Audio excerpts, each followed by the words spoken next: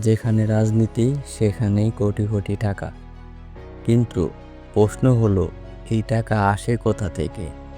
একজন সাধারণ মানুষ 10 বছরে যা পায় না, এক নেতা এক রাতেই পেয়ে যায়। তাহলে কে ভালো? কোন দল ভালো তাহলে? লক্ষ্মীপুর 2 আসনের সাবেক এমপি মোহাম্মদ শহীদুল ইসলাম পাপুল 2020 সালে কুয়েতে মানব পাচার, ঘুষ প্রদান ও মানি লন্ডারিংয়ের অভিযোগে গ্রেপ্তার হন। তার ব্যাংক অ্যাকাউন্টে কোটি কোটি টাকার হদিস পাওয়া যায়। এমনকি তার স্ত্রী অ্যাকাউন্টেও ছিল মোটা অঙ্কের টাকা। ফলাফল, কুয়েতের আদালতে দোষী সাব্যস্ত হলে তাকে 4 বছরের কারাদণ্ড দেওয়া হয়। বাংলাদেশ সরকার তার সংসদ সদস্য পদ বাতিল করেন। এই ঘটনায় জনগণের মনে প্রশ্ন জেগেছিল, কিভাবে একজন সংসদ সদস্য বিদেশে এত বিশাল আর্থিক সিন্ডিকেট চালাতে পারেন? শুধু কি আওয়ামী লীগ না, বিএনপির শাসনামলে তারেক রহমানের নেতৃত্বে হাওয়া ভবন নামে একটি আনঅফিসিয়াল পাওয়ার সেন্টার গড়ে ওঠে। এই ভবনে ব্যবসায়ীদের কাছ থেকে কমিশন, ঘুষ নেওয়া হতো বলে অভিযোগ আছে। বিশেষ ঘটনা, 10 ট্রাক অস্ত্র মামলা।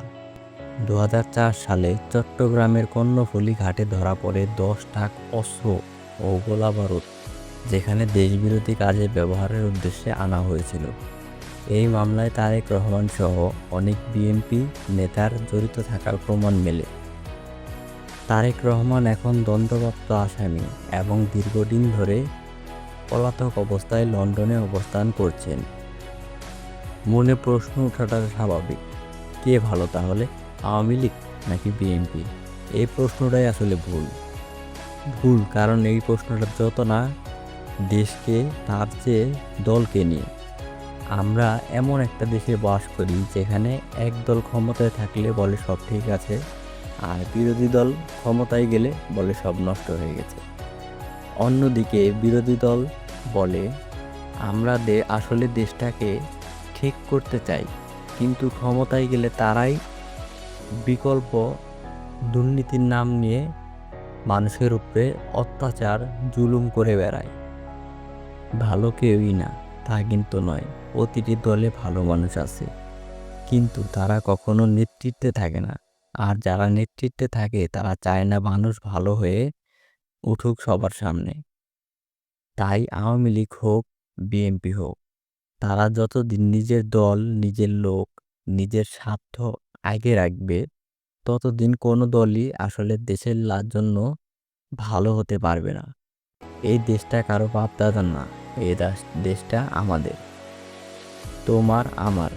সেই রিকশাওয়ালা, কৃষক, শ্রমিক আর এক সাধারণ মানুষের ভাগ্য নিয়েই খেলতে আজ এই প্রশ্নটা আমাদের করতে হচ্ছে, কে ভালো?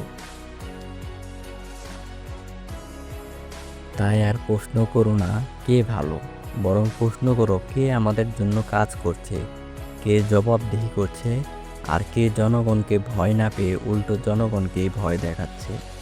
এই উত্তর খুঁজে বের করতে পারলে তুমি নিজেই বুঝবে কোন দল ভালো। দল বড় না দেশ বড়, অবশ্যই কমেন্টে জানাবে। আর আমার আগের ভিডিওগুলো দেখতে চ্যানেলটি সাবস্ক্রাইব করে দিও, আর পাশে থাকা বেল আইকনটি অবশ্যই ক্লিক করো।